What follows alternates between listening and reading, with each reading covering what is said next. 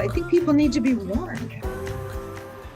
It's a crime happening all over Central Ohio, starting from a place you might not suspect, a government mailbox. Thanks for staying with us at 5:30. Good to see you. I'm Andrew Kinsey. And I'm Yolanda Harris. You know, stealing mail is nothing new, but it has picked up again during the pandemic. And your friends and your neighbors are losing thousands. Tonight in Crime Tracker 10, Brittany Bailey looks into how it's happening and what you can do to protect yourself. In August, I paid my bill by check, mailed it at a mailbox, and forgot about it. But that check that Marcy Golder Foreman, a former 10 TV reporter, put in that big blue mailbox did not stay forgotten for long. A month later, she got a notice her bill had not been paid, but her check had been cashed for more than she had written it. Someone had used what looked like black magic marker and written over my amount and upped the price by $200.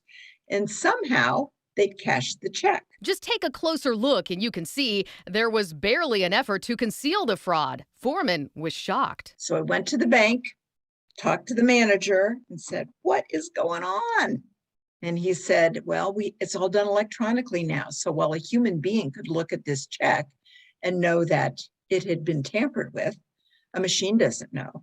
So it just simply went through." Unfortunately, check fraud's been with us for probably as long as we've had checks. And we've definitely seen throughout the pandemic, fraudsters of all types are really taking advantage of Ohioans. This year alone, Columbus police have taken more than 400 reports of mail theft, some from those big blue boxes. And Worthington has taken roughly 20 reports, with the main targets being the big blue mailboxes outside of the Kroger store and those right in front of the Worthington post office. Police are deferring to the Postal Inspector when it comes to these cases. So we went to the Postal Inspector, but a spokesperson turned us down for comment, saying that could jeopardize the investigations. So we asked for some overall information we could pass along to you, but we got no response. But as for what happens when those checks leave the mailboxes, well, criminals are often using technology to their advantage, depositing the checks in ATMs or via mobile phone, avoiding any face-to-face contact